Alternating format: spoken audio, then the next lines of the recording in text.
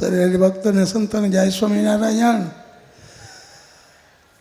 મહારાજે જે બે ગાદી પર સ્થાપન કરી છે તો વડતાલ અને અમદાવાદ દેશ એમાં કોઈ મતભેદ રાખવાનો નથી. એક જ મત આપણે બે ગાદીને આપણે એક જ છીએ એવો ભાવ બધાને રાખવાનો છે.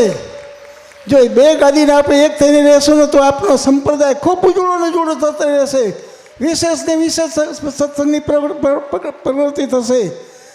મેં તો આજે આ સભામાં એકદમ ખૂબ સંતોષ અમને થયો છે.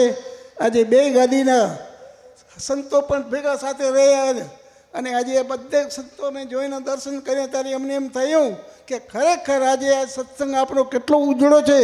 અને વડતાલ દેશના વિશે લક્ષ્મીનારાયણ દેવને ખૂબ કૃપા દ્રષ્ટિ છે અને આર્થિક સ્થિતિ બધા તમને સુખિયા રાખ્યા છે અને હજી પણ વિશેષ ને વિશેષ સુખિયા રાખે ને આવા ને આવા શુભ કાર્ય તમે હંમેશા કરતા રહો એમ અમારા ભગવાન સ્વામિનારાયણ પાસે પ્રાર્થના. નવા દીક્ષિત સંતોને આશીર્વાદ આપો સ્વામી.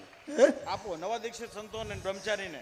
હા, આજે પૂજ્ય મહારાજશ્રીની રૂબરૂમાં અને મહારાજશ્રીએ 47 સંતોને જે દીક્ષા આપેલી છે મહાદીક્ષા, આજે વિચાર તો કરું આજે 47 દીક્ષાઓ દીકરાઓ બધા એને માવિત્ર સોંપ્યા અહીંયા લક્ષ્મીનાથ દેવને. એ કેટલી મોટી વાત છે. અને મહારાજશ્રીની રૂબરૂમાં આજે જ્યારે મહારાજશ્રી ગાદી ઉપર બી આવ્યા ત્યારથી આ એમ કે 950 સંતો બધા તૈયાર થઈ ગયા તે આપ્યા છે. ખરેખર ધન્યવાદ છે. હું તો આવો આપણો આ સત્સંગને આટલો બધો જો ઉજળો હશે તો પ્રગતિ ખૂબ થતી રહેશે.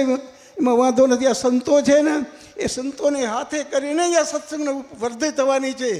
અને સંતોને પૂજ્ય મહારાજશ્રીએ આ ગાદી ઉપર આવ્યા ત્યારથી આરંભી કરીને સત્સંગનો સારામાં સારો વિકાસ કર્યો છે. અને હરિભક્તોને ખૂબ લાગણી દર્શાવી છે. અમે સાંભળીએ છીએ કે આ દેશની અંદર મહારાજશ્રી આવ્યા ત્યારથી આરંભી કરીને સત્સંગની ખૂબ સારામાં સારી વૃદ્ધિ થઈ છે અને ખૂબ સંતોષ થયો છે હરિભક્તોને.